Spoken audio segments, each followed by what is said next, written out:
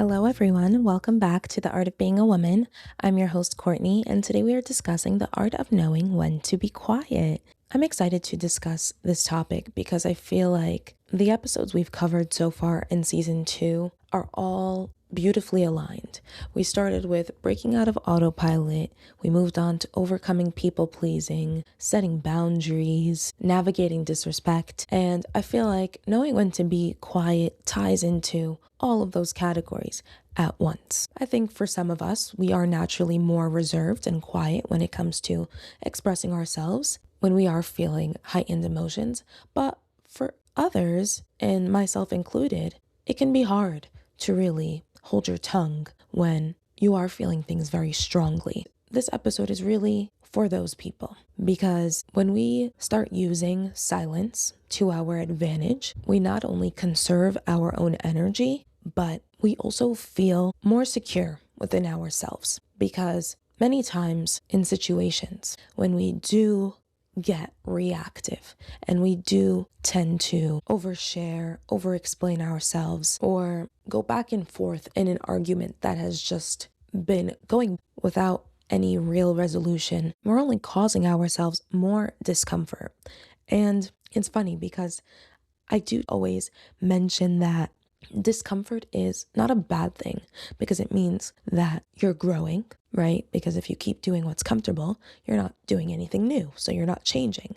But when we are forcing discomfort onto ourselves and it's sort of not going with the flow of our life, we can create unnecessary chaos that we could have otherwise avoided. So we are going to get into the 4 steps that I covered on my Instagram account and on my Threads account, as she is Artfully Woman. And we're going to get to the bottom of knowing when to be quiet so that when we are in these situations where it's so easy to be reactive, we remember to pause and keep our energy to ourselves. The 4 steps that we're going to get into are 4 common scenarios where it is ideal to be quiet. Before I list them, I just want to quickly state that there's times when we feel like we're being forced to be quiet, and that doesn't feel good. It feels like we're being silenced and we can't speak our truth. And that's not what I'm talking about at all. That's not what this episode is about. This episode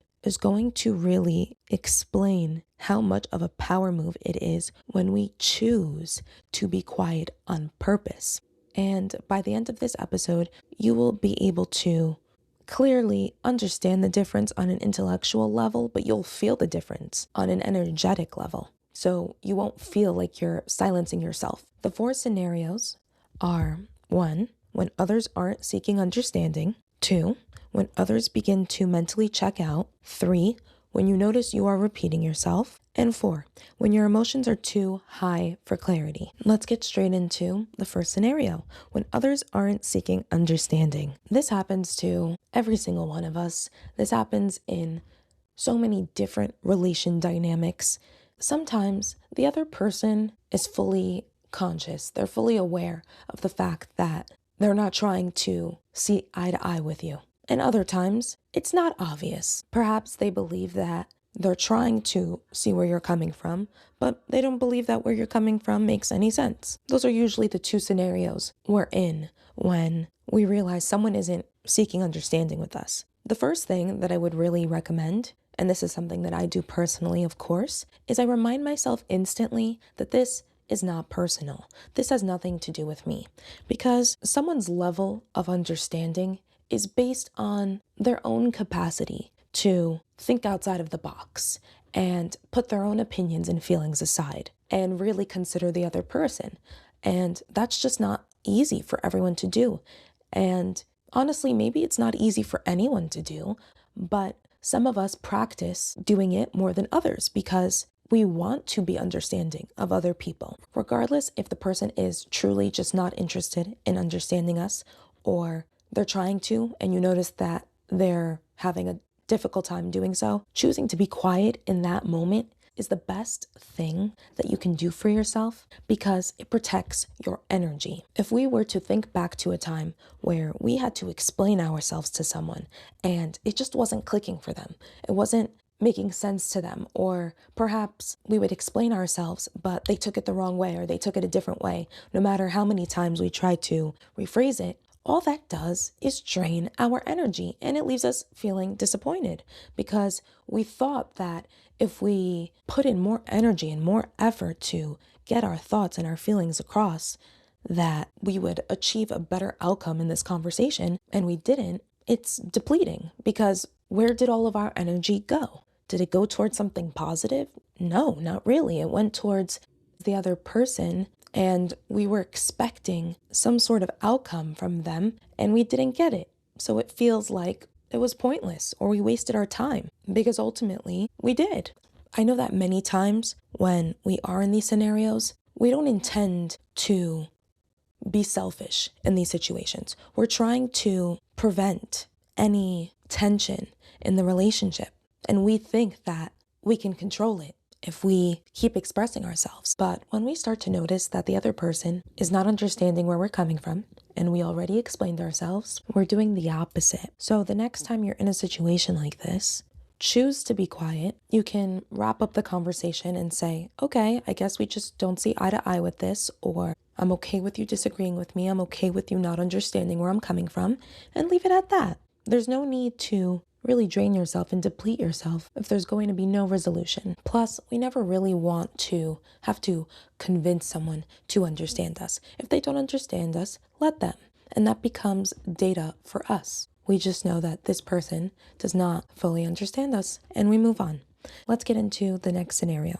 2, when others begin to mentally check out. This was something that was really hard for me to fully catch on to and work on. It wasn't until I became more aware of what was draining my energy on a daily basis that I realized that certain conversations I was having left me feeling drained, even though they were people that I love and the things that we were talking about were interesting to me. It wasn't until I started journaling more in depth and I really expressed what it was about certain conversations that left me feeling more down than how I felt prior to the conversation, that I realized that sometimes I was talking to people when they were mentally checked out. Not only that, when I would talk to people and they were mentally checked out and I noticed it, instead of me wrapping up the conversation and choosing to be quiet or finding someone else to talk to who was more present and engaged, I would keep going. And not only would I keep going, I would get offended. I would take it personal when the person that I was talking to would check out, because I would make it about me. I would tell myself, well, I wouldn't do that. I wouldn't necessarily check out if you were talking to me about something that was exciting to you and important to you. But as we know, nothing is personal. If someone is checking out, it's not because they're trying to hurt our feelings. They're not telling us that what we are saying doesn't matter. It's just that they're mentally overstimulated. They're mentally overwhelmed. And that's probably because of how their day unfolded and not because of you. Also, some people get mentally overstimulated very quickly. Like their tolerance for input is limited. So perhaps you're just an energized, upbeat, talkative person, but this person already had a few conversations that day, so they're maxed out, so to speak, energetically already. So if you are like me in that way, where you are someone that loves to talk and connect with other people, but you realize you're having conversations and sometimes they're just flat and boring, and it feels like you're carrying the whole conversation, consider whether or not the person is truly checked in and they have the energy to carry a conversation with you. And once you do that, collect that data in your head and remind yourself, okay, these people are not necessarily my people to go to when I want to talk about something for more than a few minutes, because they do mentally check out. It's just important that you don't internalize it. Don't make it a personal attack on you, even if it does seem like this person is so engaged when other people talk to them, but not you. Because as we mentioned in one of my previous episodes, The Art of Outgrowing Blame, that's only going to hurt you in the long run. Short term, it's going to hurt you because you're going to feel like a victim and it leads to a whole negative self-pity spiral. Long term, you're going to start to see this quote unquote proof that you're right, that this other person is personally trying to make you feel bad when it's not true. It really isn't. Before we move on to the next scenario, I just want to be so transparent and honest and say that when I realized this about myself, that I would talk to people when they were mentally checked out and I would take it so personally, I originally thought that I was such a great listener and I don't mentally check out when people talk to me because I know what it feels like when it happens to me. But the truth was, yeah, with certain people, I did put an extra effort to be really attentive and focused on them and what they were saying. But when it came to other people, like my younger siblings, I would definitely mentally check out. I would look at my phone for a second. I would look around the room when they're talking to me. And granted, I was probably mentally overstimulated in that moment, but still, the same way that I would expect my siblings to give me grace in those scenarios, I need to give grace to other people when they mentally check out and not get too stuck on it or bitter about it. So consider that. If this is something that you've experienced in your own life, really ask yourself, are you perfect when it comes to not mentally checking out when other people are talking to you? Chances are you're not, because no one's perfect. And allow that to just soften the hurt you might feel when you do go through these situations. Let's go to the third scenario. When you notice you are repeating yourself. There are many instances in conversations where we do notice we are repeating ourselves. It could be in a disagreement. It can be when someone just isn't fully paying attention, so they ask us to repeat ourselves. Those are the two that are coming to mind, but I'm sure that there's many other scenarios where we do notice we are repeating ourselves. Me personally, when I repeat myself, I start to feel drained energetically. I don't know why. Maybe I just don't have a lot of patience when it comes to repeating myself. That could be, but I know that I'm responsible for protecting my energy. So when I noticed that repeating myself drains my energy, I decided in those moments, instead of repeating myself, I'm going to choose to be quiet. And I leave it up to God. If the person was meant to really hear what I was saying, they would hear me. And if they weren't meant to hear what I was saying, they won't. Yes, there's certain instances where I do repeat myself because I feel like I wouldn't be drained by repeating myself. But the second that I notice my mood is starting to drop a little bit and I'm being asked to repeat myself, I stop. And I just very openly state that I'm not repeating myself, that it's okay if you didn't hear me. It's fine. And I keep it moving. Other people might have a higher tolerance for this and it doesn't drain their energy. So if it doesn't, I wouldn't necessarily tell you that you should decide to be quiet every single time. But there are moments when you know you're talking to someone, they hear you, and they want you to keep repeating your point to either pick apart what you're saying to them so that they can dominate you in conversation, or they're mentally checked out, so they're not really listening. When it's those two scenarios, I believe it's best to choose to be quiet because you can already tell where that type of conversation is going to go, and it's going to lead to you feeling drained emotionally and energetically. There are also scenarios where perhaps the other person is not asking us to repeat ourselves, but we feel like they're not getting our point. So we keep repeating ourselves, repeating ourselves, repeating ourselves. That too drains our energy. Because why don't we feel like us saying something once is enough, honestly? And I had to really ask myself that too. This kind of ties into the first scenario where we realize the other person isn't really seeking understanding. If we catch ourselves repeating ourselves because we don't feel like the other person is hearing us, they're not getting our point, that's when we need to wrap it up because we're going to start losing patience. And I don't know about everyone else, but that's when I can start to not be so nice. And I do want to be nice. I want to make sure that I'm not being rude or short with anyone. So by choosing to be quiet, I collect myself. I bring all my energy back to me and I just accept. You didn't hear me. That's fine. You don't understand where I'm coming from. That's fine. It wasn't clear enough. That's fine. Unfortunately, it is what it is, but I'm not going to resist reality. I'm not going to try to force an outcome that I'm not in control of. I promise when you do that, wow, you're going to feel so calm, which is so strange because these type of scenarios don't usually make anyone calm.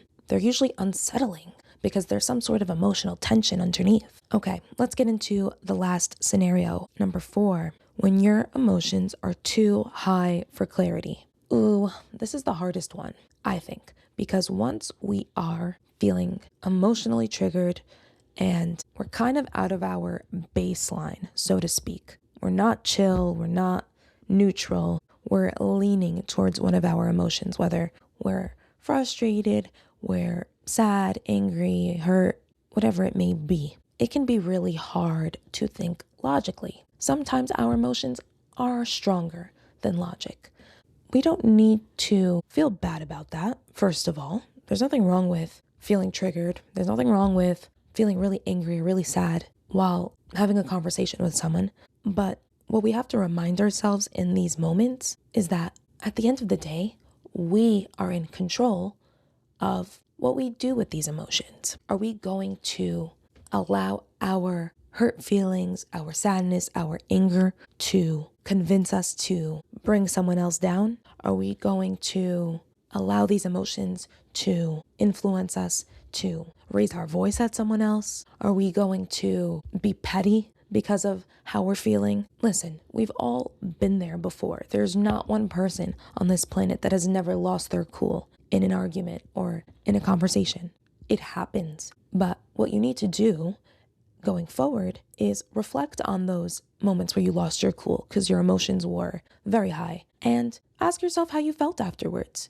Maybe for a few seconds you felt on top of the world because you gave in to your emotions and you feel like you let them out a little bit by acting on them.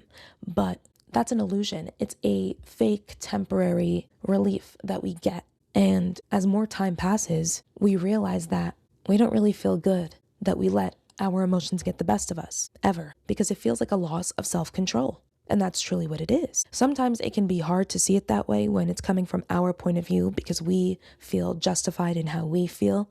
But if we were to give an example of someone else that, let's say, is very angry, and they have every right to be angry, and they start yelling because they're so mad, we're not thinking to ourselves, wow, good for you. You were angry. You should tell them how you feel. Yes, yell at everyone. No, we're going to think to ourselves, damn, I get why this person is angry, but now you're yelling, you're losing control a little bit, and you're giving into your anger a little too much. We always want to ideally be that person that when we are in these intense situations where our emotions are heightened, we always want to handle these situations with class, because not only does it make us look good if we're in public, let's say, but it makes us feel good because we respect ourselves and we don't lose our cool for anyone. That's how I like to phrase it to myself. I don't lose my cool for anyone. Nobody's worth losing their cool for. No one's worth making me so angry, because anger is just so consuming and it's so negative. So why would I allow that into my space if I can prevent it?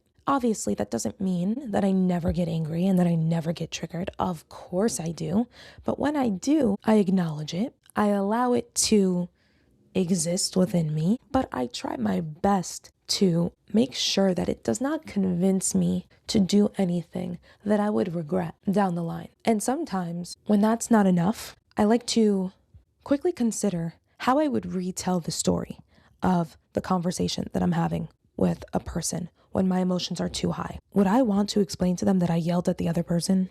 Would I want to explain to the other person that I was rude and that I was talking over them, I was being insensitive? No, that's embarrassing in my opinion. And I wouldn't be proud to ever talk to anyone in that way. So let me make sure that how I'm acting now is something that I'm proud of, so that in the future, if I ever do have to explain what happened, I have nothing to hide. And I'm very confident about how I handled the situation. That usually helps me stay grounded in those heated moments. But again, no one's perfect. There are going to be moments when we do lose our cool. It's important that you don't shame yourself and you don't feel guilt, because that's truly something that's coming from your ego. Instead, accept that you did something that you weren't proud of and focus on what you're going to do differently in the future.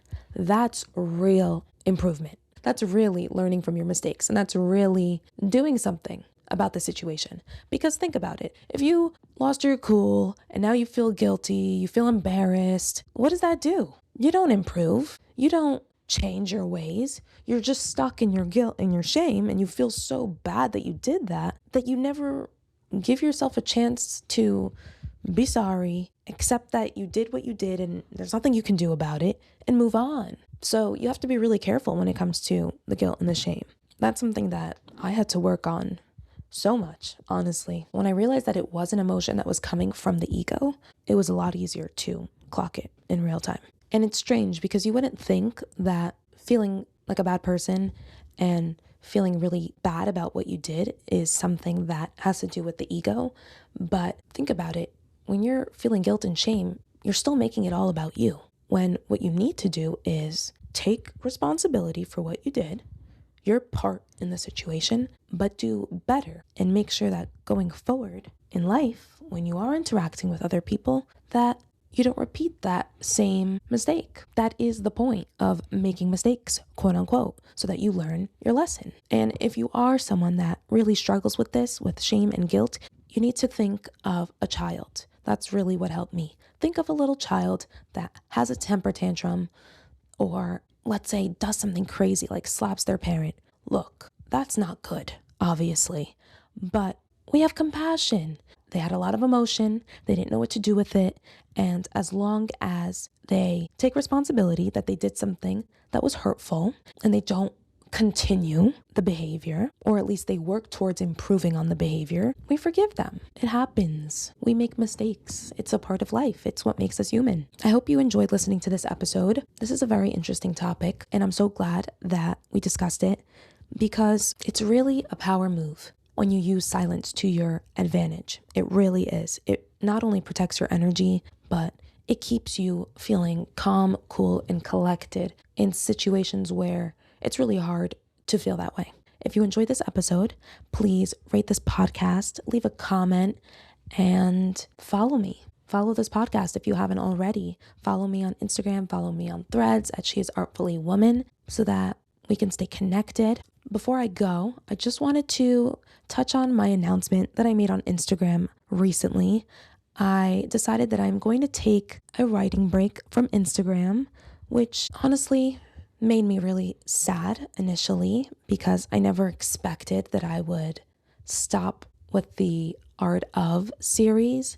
But I just honestly feel like I've covered so many topics and it's reached its completion, to say the least. That doesn't mean that I will stop with the podcast episodes. There are still so many topics that I wrote about that I did not yet discuss on the podcast, so I will be doing that still. And this also doesn't mean that I'm done with writing altogether. I'm going to see where this little writing break takes me, and hopefully I will be able to emerge with a new passion for writing and a new style for writing as well. I want to say thank you to everyone that sent me such kind words regarding this decision, and thank you so much for everyone that has just been along for the ride. It truly means so much to me. I remember starting my Instagram account and writing because I was so shy and I did not want to start my podcast right away.